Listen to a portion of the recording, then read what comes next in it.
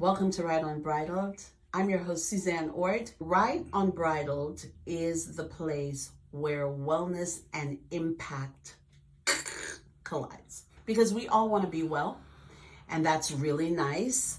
However, there is a purpose for each and every one of us to be well, and that is how we want to integrate anything that we talk about today. So today we're going to be uncovering surprising similarities of addictions between food and drug, mechanisms behind being addicted, and also the impact that it has on ourselves as individuals and society as a whole, right? Today, I'm going to be talking to world-renowned Stop. Could you not? Oh my God. I'm going to be talking to world-renowned expert addiction counselor, Gary Johnson, Hilarious. again. And we are so happy to have him back, friend of the podcast. All right, but I totally respect his views on what he does. He is very passionate about the work that he does on a daily basis. It's his heart, it's his soul. He loves working with his patients. He loves giving them another perspective to look at and, in essence, help them on the road to change. So welcome, Gary. Thank you. I really am so thrilled to have you here today. So why do we care about this whole addiction thing, right? Exactly. What is the purpose?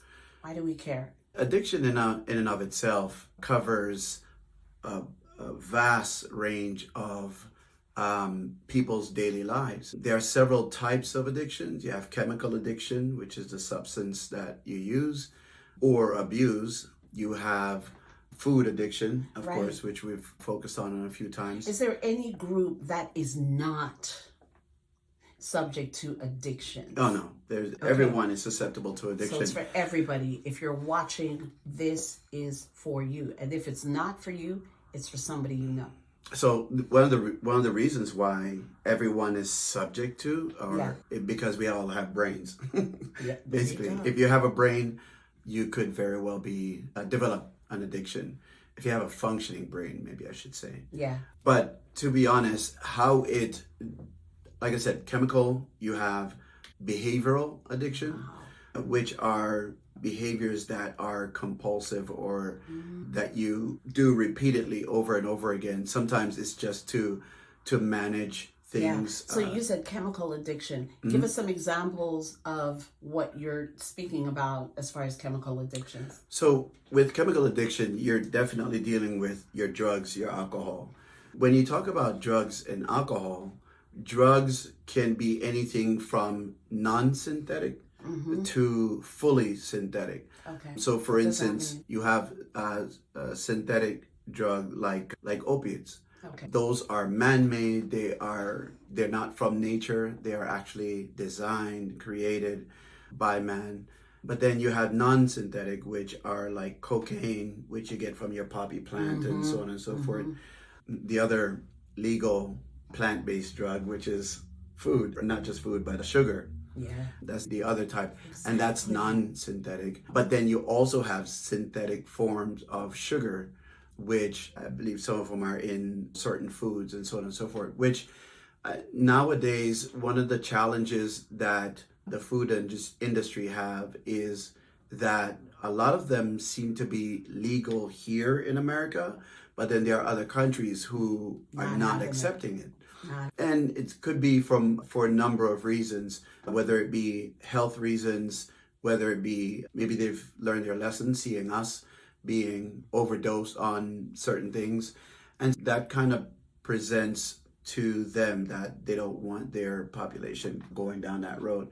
Wow. The healthcare industry is inundated with people who are sick with treatable illnesses. Yeah. But those illnesses are no longer dealt with, or they're not dealt with initially because of people's obsessive compulsive indulgement of these particular. Before you go on, All I can think about sitting over here as the coach are ultra processed foods, right? Which is a huge form of Oh addiction yeah.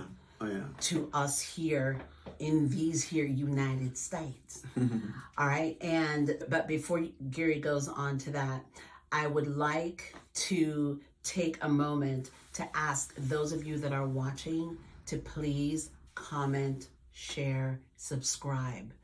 We want to bring you this information that is from a different perspective. Everybody talks about drug use and food addictions and different things like that, but we want to give you a different perspective to ignite your desire to change. We have a multi-billion-dollar issue, and it seems like we cannot get it under control. With your help, we would love to have you like and comment. Even if you have to put an emoji in the comment section, just subscribe, comment, please share with your friends and your family. And we are going to be so excited and continue to do this week after week. All right. So, Gary. So with addiction in and of itself, when we talk about addiction, basically there's nothing that can be necessarily categorized as an addiction unless there are consequences. When I didn't know that. When you engage in something that's obsessive compulsive, for those of us who exercise every day, consequences. Wow. Okay. So people exercising every day, that's not an addiction. Okay.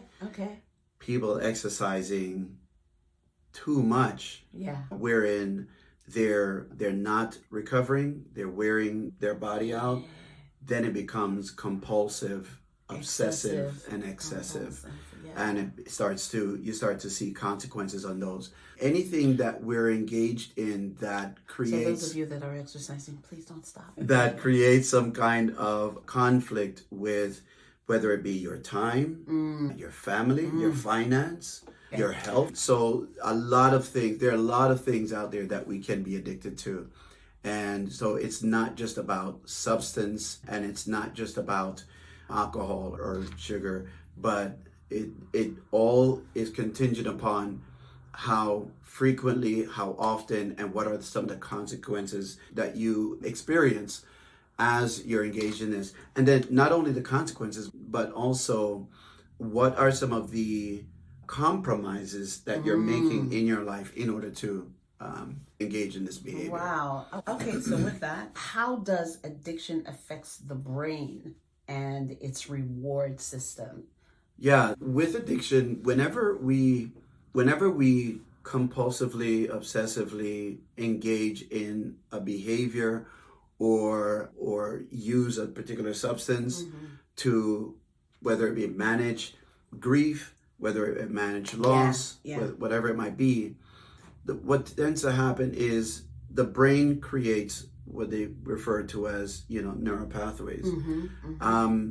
After you are engaged in this thing over a period of time, you create this routine, you create this habit, wherein that your body now responds to the behavior or the substance automatically and subconsciously without being, because the body in and of itself is the subconscious mind. Okay. That takes on a whole nother perspective. But the body in and of itself is the subconscious mind, wherein that sometimes your body will see, smell, taste, touch, hear things that you have not made a decision to see, smell, hear, taste, or touch. So that's going to take us into a whole nother perspective of it. But addiction basically is a rewiring of the brain. Because once you're doing something repetitively, like they say, neurons that fire together, wires together. So you're now rewiring your brain. I shared before that it takes 10,000 hours to become an expert in any field. Anything that you engage in repeatedly over a period of time, you're literally wiring your brain, and that could be wiring it to the good or wiring it to the bad. So I'll add there that I was explaining to a client that you don't just build a muscle going into the gym one time. Yes, workout builds muscles, but you can't do it just one time. It has to be repeated over and over again. And I will add also that I talk about these life-changing conventions where your life never changes, right? And the reason for that is because we don't then take the information and repeat and revisit and apply it over and over again. So if you're going to these conventions, whatever else you're expecting to do, keep in mind that change cannot happen unless. But anyway, go ahead. It's good. When you mention about working out over and over again, you might be able to speak to this better than I can, but I hear you guys talk about muscle memory. Muscle memory is when our bodies start to adapt, or what they call it, adaptation starts to occur. And adaptation occurs with anything that you engage in repeatedly, compulsively. Adaptation, of course, engaging repeatedly, compulsively. My gosh, this is exciting to me to talk about, because adaptation, I always tell my clients, you can't have adaptation unless you push the boundaries. It's just not going to happen. There's nothing to adapt to unless the boundaries are pushed. Then your body says, oh, wait a second. Are we supposed to be doing this? Right. And they say, okay, let's do this. So with addiction, you're literally pushing the boundaries of your body, because one of the things we spoke about in terms of building tolerance, the same way it is with working out, you build certain tolerance. You go from weight to weight, and as your body builds and so on and so forth. The same way it is with addiction. When you build certain tolerance, the body itself, especially with substance use, the body itself tries to save your life by pulling down some of the receptors that the opioids attach itself to. So the body sometimes try to take those away, and then we now are not getting the same effect as we did when we initially used. So the body takes away some of that. But so then we put more, we use more, we indulge more, we eat, even if it's a behavioral addiction. Okay, I need you to break that down. Okay, because it's what they call downregulating, right? Exactly. So those receptors, they downregulate. You had this much receptors before. So when you put a little in there, the receptors go, yes! And then, but then it's so much, right? So you overdo it, and then the receptors, oh, wait a second, that's not even good. And then some of the receptors go away. There are several different type of hormonal response to substance use. Yes. And sometimes depending on how people's body metabolize the substance. There it is. Okay. So that either overproduces certain levels of dopamine, certain levels of serotonin, and so on and so forth. So would that be where somebody says, you have an addictive personality? Yeah, so addictive personality, breaking it down scientifically and neurologically, there are people who are genetically predisposed to become addict. When people use that term, it's usually that you just gravitate to things easily and so on and so forth. But can I ask who are those people? So genetically predisposed, because people need to know. They might be sitting there going, oh yeah, I'm that person. So in order to be genetically predisposed, of course, you have to have a genetic link, which involves either your parent or grandparents who were substance users before. And of course, if that child being born to that mother who is an addict, even if the child is removed, now I'm not talking about a child with substance abuse through pregnancy and stuff like that. I'm not talking about that. Okay. It's the same, but I'm not going to go into that extent. So even if someone's in recovery who was an addict and they become pregnant and their child is born, the child is susceptible to be genetically predisposed to becoming an addict, Got it. even if the child was removed from the home Yeah. at the time of birth. Okay. They're still 8 times more likely to become Okay. an addict. Got it. So being genetically predisposed or having an addictive personality, Yeah. you really need to be genetically linked to that. Okay. But then you have personality disorders Okay. that make Such some as? people more susceptible Yeah. to substance use than others, or not just more susceptible, but more inclined to engage in substance use Okay. and become compulsive with the use. There's some mental health disorders that Okay. can Okay. be one. That has been hereditary? No, Not necessarily. people sometimes develop mental health disorders, sometimes through past trauma. Yeah. And then, of course, some people are genetically predisposed to some mental health disorders, Got like it. schizophrenia and things of that Yeah. nature. So we were talking about the brain and its reward system. So, the reward system, of course, you start to use it over and over, and you talk about down-regulating. The feeling that The rush. comes initially from the substance use, whether it be sugar, substance, whether it's pornography or sex or gambling or alcohol, it creates a rush, it creates stimulation, and that constant reaction to stimulation, doing that over and over again, you literally create a reward pathway. And so the body, which is the unconscious mind, Yeah. will react even when you're not consciously thinking to behave that way. Okay. So for instance, we have a reward system, which is food. It is a good thing to have food because, for instance, I know that I love Chipotle, right? I love Starbucks. I love... Okay, they're not sponsoring any Okay. of that.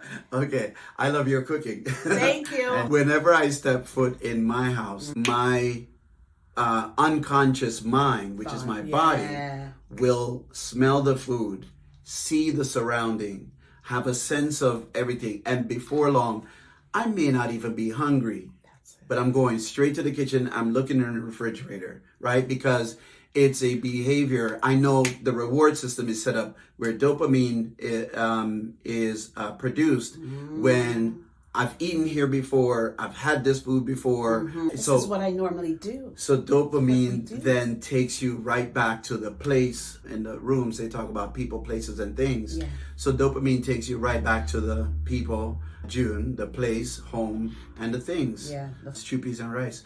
But yeah. A delightful Jamaican dish.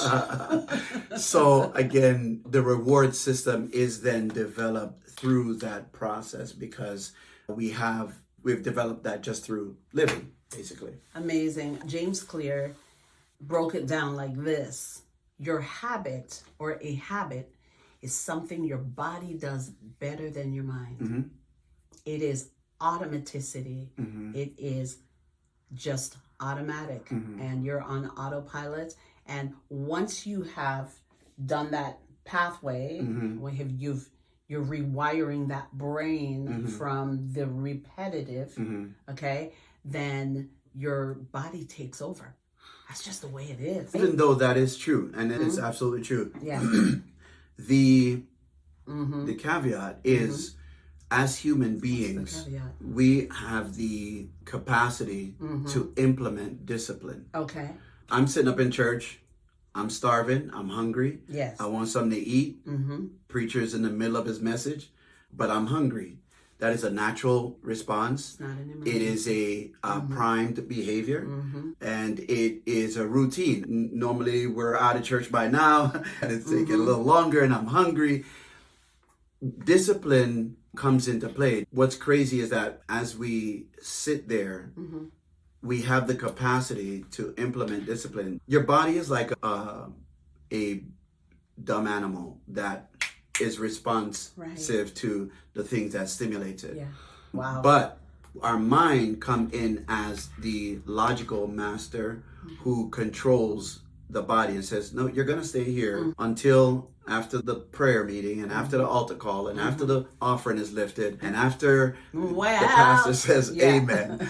So then you're going to sit here. And a lot of people who engage in this compulsive behavior Yes. with no limits, filter, red tape, or no kind of blockage will engage in this behavior. They will literally get up from where they are to go feed that body. So your body does know it better, but even though your body knows your habits better, discipline says, I'm good, I'll wait. That's discipline.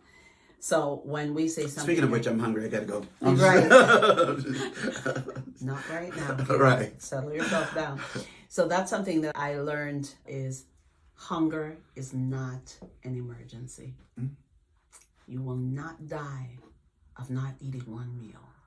You're fine. So hunger is not an emergency. And as a result of that, it speaks to what Gary was saying, that you can control yourself. Yep. Okay. But when we're in a state where we have not, now when you said you can control yourself, you can sit there and tell yourself this and that, I want you to understand, Mr. Counselor, that there are people, and you know it, because these are the people. That's where I was going to go. These are the people who never want to feel a twinge of discomfort. I am uncomfortable and I'm going to go to what I want.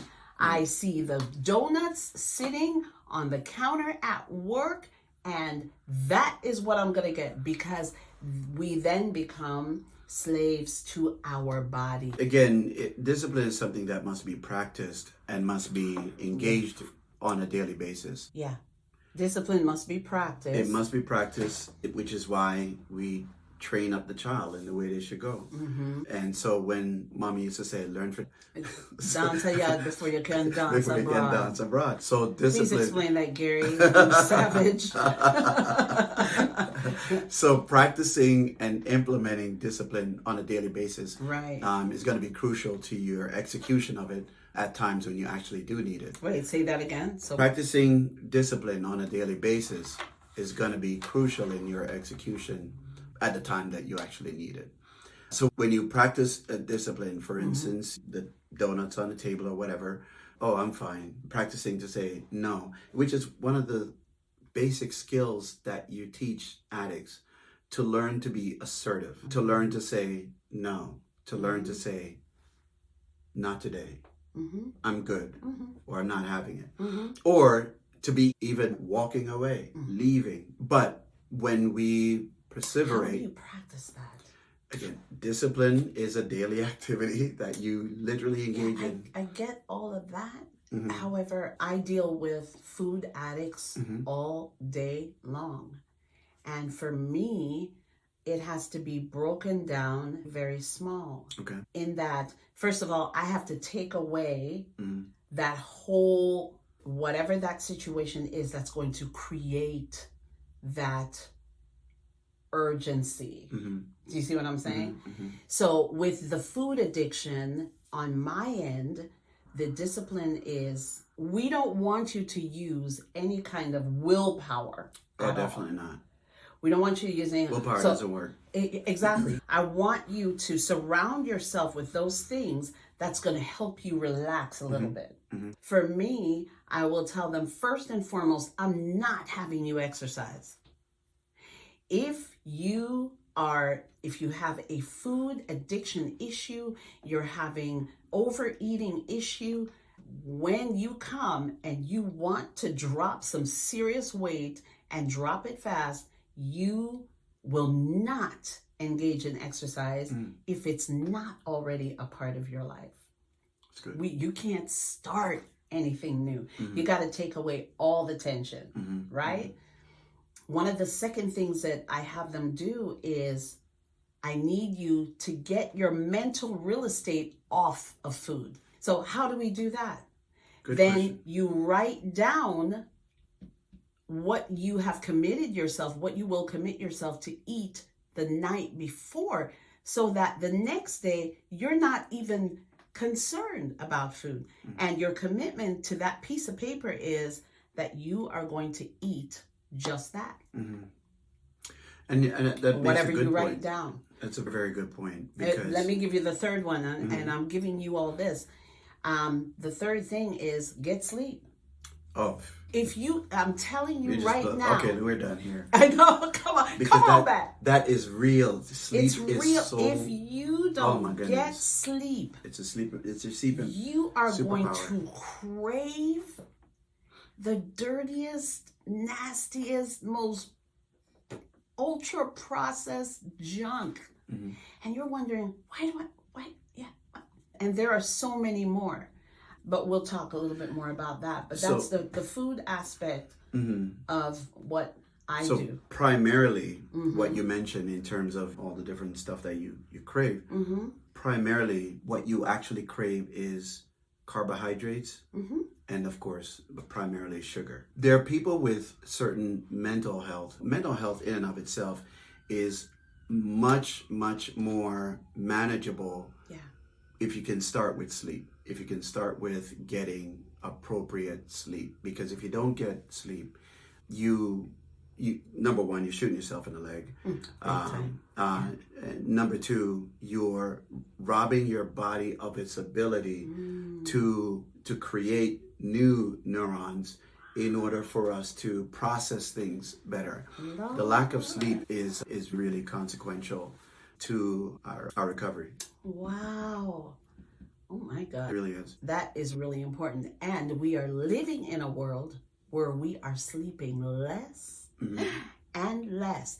We're just not sleeping. We might be up binge watching whatever else and not getting sleep.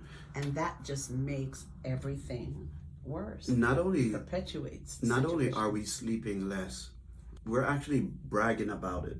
I think it was Jay-Z who mentioned that I sleep when I die. And then there are pastors who, with big hearts and who forego sleeping to whether it be all night prayer over a period of time or whatever, not realizing that we are causing damage to our bodies, to our minds. Matter of fact, good weight management requires sleep. Good weight management requires sleep. Good mental health requires sleep, and good overall health requires sleep. Absolutely. Ironically, men who sleep 5 hours or less have smaller testicles than men who sleep 8 hours or more. Yeah. So I know I'm going to go off it up. No, it's just there are lots of benefits to sleep. But going back to the neurological makeup of the brain as it relates to addiction, whether it be chemical, behavioral, those things they rewire your brain. They really do. And it just turns you into a total different person. Just thinking of the whole sleep thing and the fact that we don't realize sometimes how we're thinking in our daily lives, how we're functioning, how we are taking in certain information. Like, for instance, I had a conversation with two of my friends one day, and one person said they had enough to do with me and they don't really need me. And the other person said, I really don't think that's what they meant. And then she gave an example of being in that situation and being completely wrong. The obstruction to really seeing things for what they are without sleep is just so great. It's so amazing. So my point to them as we were discussing it was the sower sowed a seed. And some fell here, some fell there. And I said, what kind of ground do we have? Some I'm serious. On stony ground among thorns. Exactly. You ground. Nothing will grow. You can't get the response or the function that you're looking for in your life. We are always paranoid if we get no sleep. We are always irritated. Our triggers are just heightened. Absolutely. Because we don't get sleep. You can actually start to be delusional and start to hallucinate from a lack of sleep. And it's like driving drunk. Psychosis is also from a lack of sleep. Can also occur from a lack of sleep. Yes. So it has to be, sleep is very important. Very important. For any recovery at all. Can you explain how addiction to drugs and addiction to food are related? Where does it light up the brain? I'll tell you about the food part if you want to tell me about the addiction. But yeah, you're right about, we touched on it, wherein that you create certain reward pathways depending on the type of food you like. To be honest, and I'm thinking back now, there are foods that I used to be so crazy about, like Oreos. Oh my goodness. For me, it was, what's the buns? Honey buns. Remember, Dad used to love them. Yeah.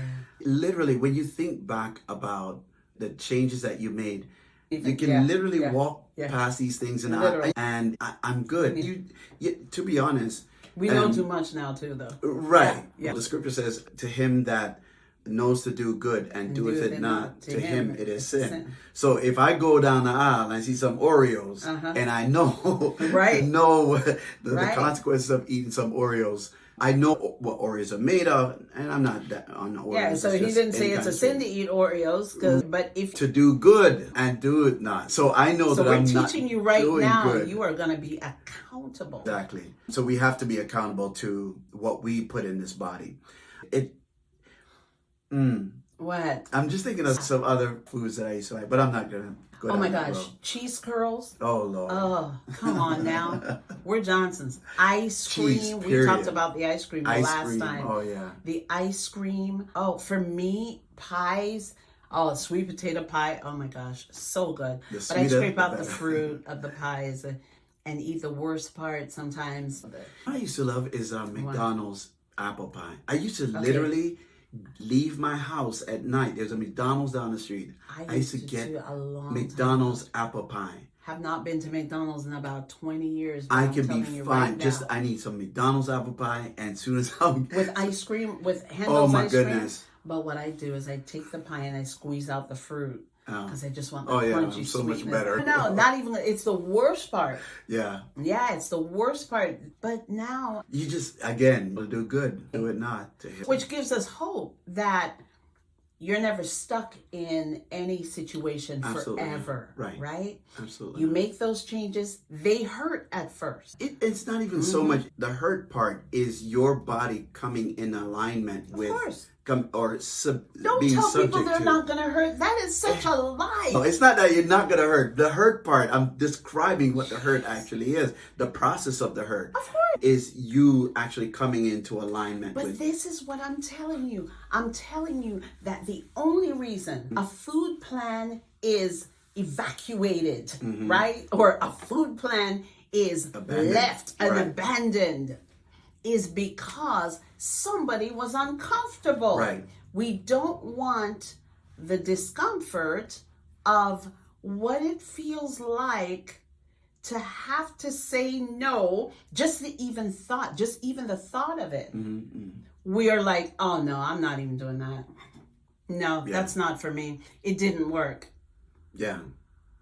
I tried everything and it didn't work. I gotta tell you, you have to re-examine that because it's a lie. It's a lie. So dramatic. You know it is. But it's true. It's true. It is. Yeah. It is uncomfortable. It is. What do you do in the middle of that discomfort? Tell me what the steps are. What should you do? You're feeling the pangs. So I literally wanted to grab something to eat before I came here today. So I stopped and I grabbed a beef patty. Okay. But here's the thing. I walked in the store and the guy was going over to the dinners and I said, no, I'm just getting a patty. And he says, okay, how many? I said 2. And as he was preparing, I said, you know what? I'm sorry. Just 1. Consciously, I literally made that decision that because I've gained a few pounds over the winter, and I'm thinking to myself, you know what?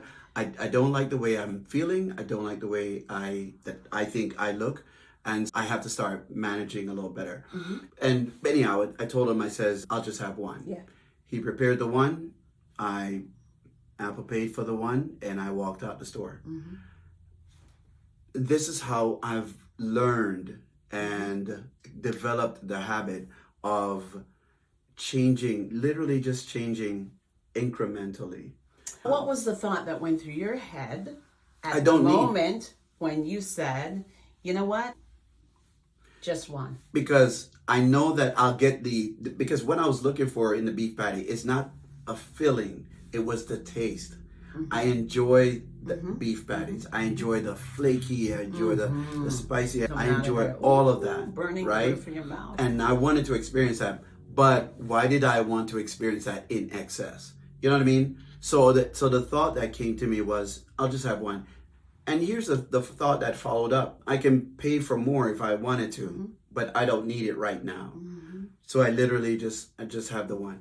And what tends to happen, I know there's some treatment places, there's some controversial treatment to substance use wherein they introduce a small amount of the substance. For instance, MAT treatment, which is medically assisted treatment, like even Suboxone. Yeah.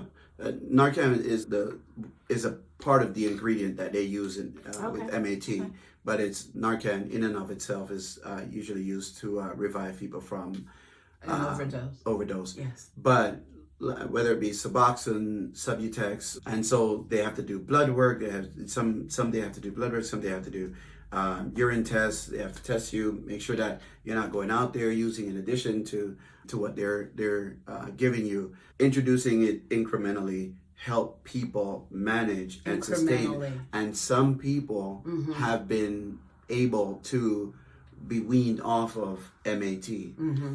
They had a really strong opiate addiction. They come in, they go through detox, they go through maybe even a residential treatment, go through IOP, or which is intensive outpatient treatment. They do their MAT, and sometimes it takes years getting that incremental dosage of the opiate and then eventually being weaned off of it. Sorry about the moaning. I do that. The same way it is with food. But it's the same way it is with food. It's the same way it is with exercise. Now, I don't want to be a Debbie Downer. However, when people come to me and they say, oh yeah, I'm walking every day. And I'm here at Planet Fitness and I do so-and-so every day I come. And I really caution them, like at that moment, don't do that. It is not sustainable. Right. But they're excited. But people won't listen to the fact that you do need to do these smaller increments. You used to warn me about that all the time. I used to tell him that. I get super excited. And it's not just you, but you're so excited. They're like, oh, I'm on this plan. And I'm going, wow. Because the minute you come off of that detox, you are going to be out of control. The minute you get down off of that mountain of, oh yeah, I'm doing 5 miles every day, and I'm going, do not do that. I remember talking to a client who, she said, I've always wanted to walk, and I just don't do it. I said, here's what I'm gonna do for you. I'm gonna have you start a workout program today. Here's what I need you to do. Put your shoes on, walk down the street 3 minutes, and come back for 3. She was so proud of herself. And then she started this walking path, because then there's not so much required of you. This is what I was saying about going into the discipline. It's, what do? We start minuscule. I was listening to, I don't remember the name of the presenter, but she was on TED Talk, and she, I believe she's a counselor or something, but she gave instruction to one of her clients and share with them, he had diabetes to the point where he was going blind.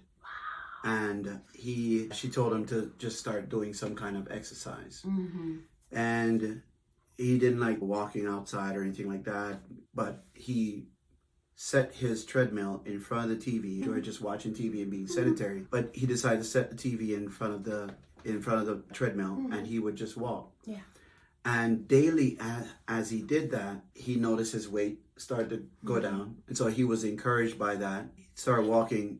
Then he started noticing that he could see the TV a little clearer. And he came back to her and was just sharing this excitement. Literally, making incremental changes, especially in your physical fitness, can drastically change and impact so many areas of your body, your mind, and your overall health. Yeah. Oh, it's phenomenal. Mm-hmm. It is absolutely phenomenal. And one of the things that I really want to point out with regards to making these changes is I need for us to start thinking of who we are. Like, who are you in your community, Gary? Why are you here? Do you ever think about that? Now I'm starting to think about that. Meaning why? Because previously, before coming into my own, so to speak, I was always shy and bashful and just insecure. I had all these insecurities and stuff like that. Yeah. But it wasn't until, I want to say, my late 20s, even my 30s, I still struggled with. You're over 30? Hilarious. Just kidding. Even in my 30s, I struggled with myself and self-confidence, Yeah. self-effication, Yeah. in terms of thinking that I'm able or capable or whatever it might be, and just doubting myself so much.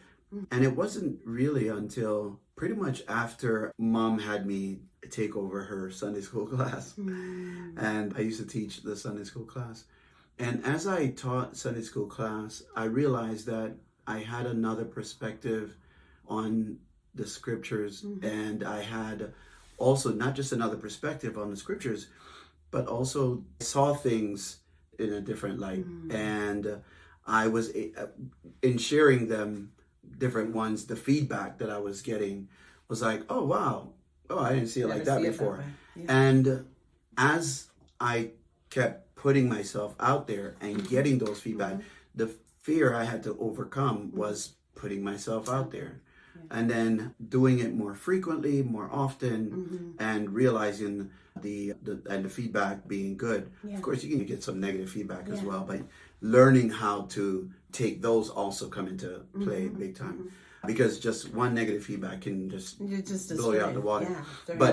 But after that happening, and then understanding that, wait, I can impact somebody's life. That person actually took what I said. Wow. And realizing that, again, not knowing the power of your presence until we're faced with the tragedy of your absence, understanding that my presence was of some value, then engaging in it more and more, the feedback was rewarding. I like feedback, negative or positive. Look for it now, and I'm able to take that on. And then confidence creates competence. The more confident you are, the more you engage in that practice, the more competent you become. And how does your being well? I should say, man, I got this frog in my throat. How does your physical fitness, how does you paying attention to your wellness affect your efficacy? Oh, absolutely. I think overall, being physically conscious, self-conscious, I often share that my health is my wealth. Do you have any addictions? Do I have any addictions? I'm getting over that. That you want to share. I told you I'm working on ice cream, and cheese. I'm working on dairy, period.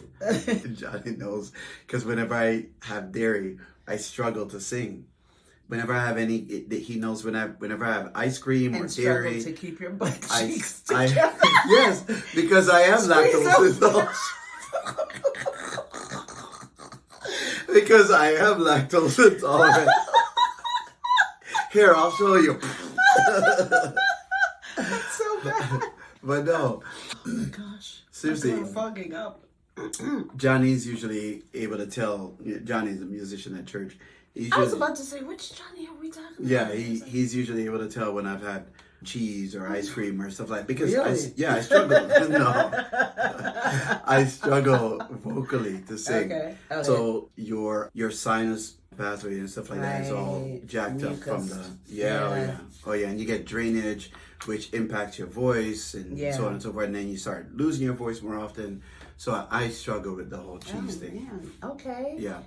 Ironically, when June came here to America, she called to my attention that we seem to always have these commercials on TV that talk about sinus headaches, sinus drainage, sinus this, sinus the other.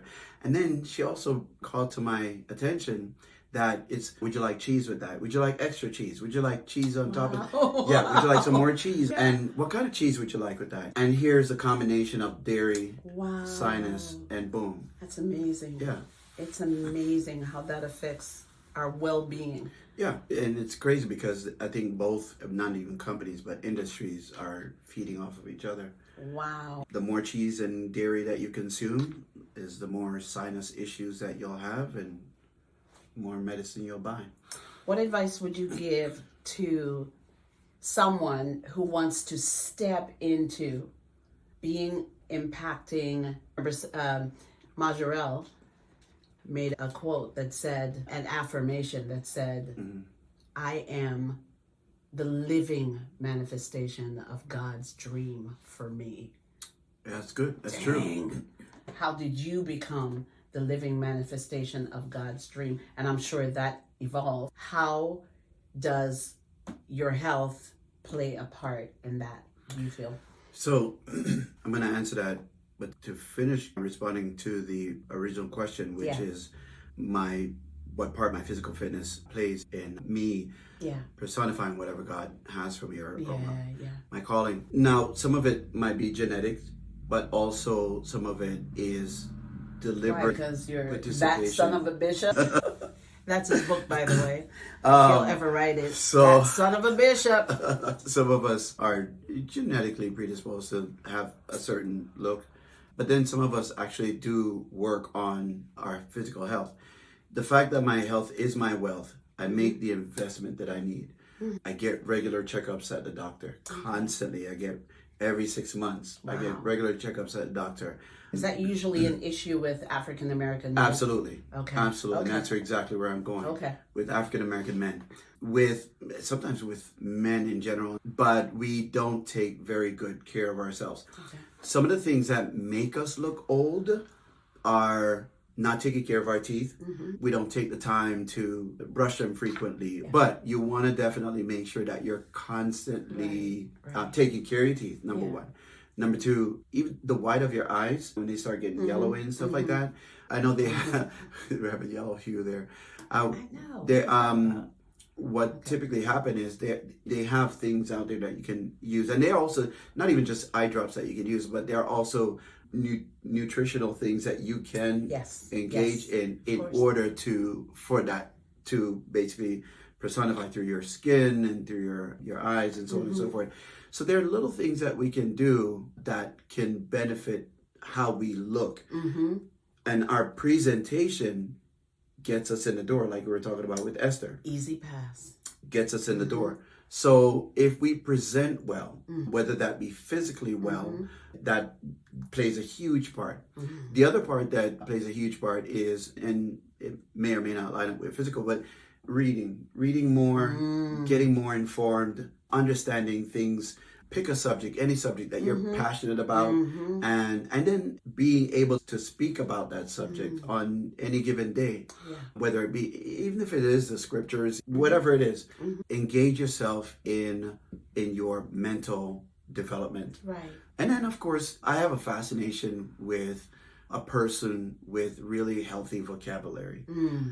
Having a good, healthy vocabulary is, it's a game changer. Yeah. It just lets you in so many doors, not just intellectual levels, but also financial and cultural levels. And, having some type of a good vocabulary, I think really is beneficial. And then, of course, focusing on disposition. Sometimes when people are negative or positive or how they think of themselves, focusing on your disposition is really going to help. A picture on the wall that says, the only disability in life is a bad attitude.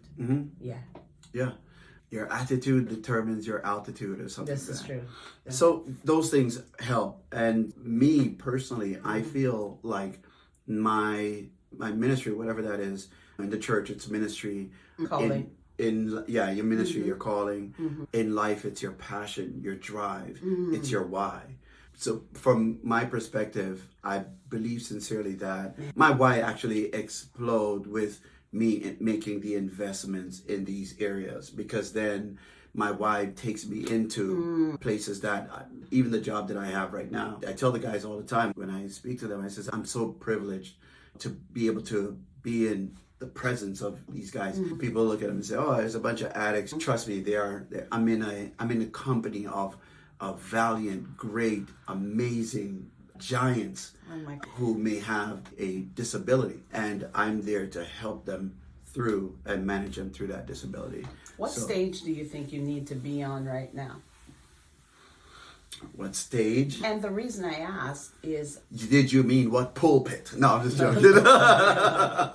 That son of a bishop. Anyway. No, I have no desire to be on a pulpit. But I am... One of the reasons I ask is because I have found that once you are passionate and working from the place that you are, if the stage comes, you're absolutely ready. But sometimes we clamor and we overlook some of the things that we need to do because we're not ready to serve here. But the point is, if you are 2 steps in front of, see, I don't want calling to be looked at as this big thing that you have to be up there. And if you are 2 steps in front of someone, it then qualifies you to reach back and pull them into a space that they have never been. Oh yeah, paid forward. What do we say? Experience does what? Teaches wisdom. Teaches wisdom, which means that if we have experience, we are automatically qualified as teachers.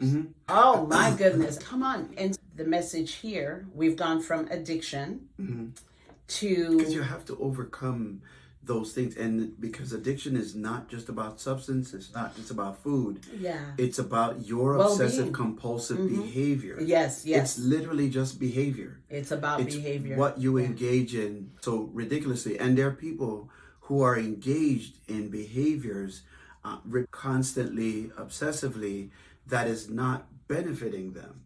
And that actually is limiting them and causing them not to fulfill the calling, if you would, on their life. It's fascinating amazing thing. It's absolutely fascinating. Here I go again. And when you said the calling, it scares me that it scares people, because people always think of, we have one way to look at it, but the calling could be being the neighborhood walker who says hello to everyone. Oh, absolutely. You know what I'm saying? That we don't put that pressure on ourselves to like make up whatever it is that we have in our heads about what a calling is, but to serve from where we are in order to serve, in order to answer the call, in order to impact lives. But we're going to end it right here. What do you want to say? What? Why are you laughing?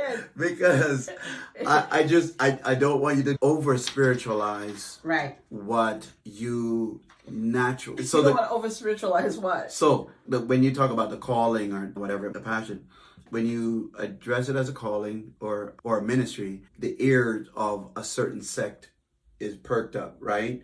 Okay, I got it. So when we address it as your passion, I mean, your passion is really something you can wake up in the middle of the night and you just go. Like, for instance, Darren Thomas. You could put a gun to his head and says, hey, write the song. And he'll write it. Boom, it's done. Done. So your passion, your drive, your whatever propels you, is that thing that you do second nature. That has been put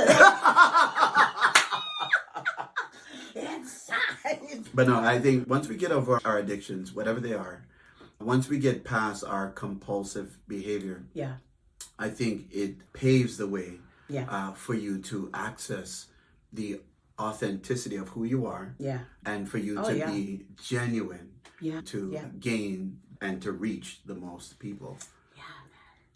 Gosh. Yeah, I still have so much to say, but I know. We haven't even covered half but of this. We just went over 2 questions. We got like 15 of them. But I always like to bring it back to the fact that we get well, we have confidence, our names are in lights, we walk the path that we walk, not just for ourselves, but for the people around us who need to see you function in the capacity that you were created to function, with the passion that you have, etc. And with that, I am so glad we had this time together, just to have a laugh or sing a song. And so I want to say thank you to Gary for being here. Always appreciate him. Honestly, when I talk to Gary, there's always so much more to talk to him about. And we are looking forward to having him back, as he is friend of the podcast. Hilarious. But with that, Gary, we are over and out. Thank you, and looking forward to seeing you again. Always remember, we're rooting for you, and we mean it. Take care. Bye.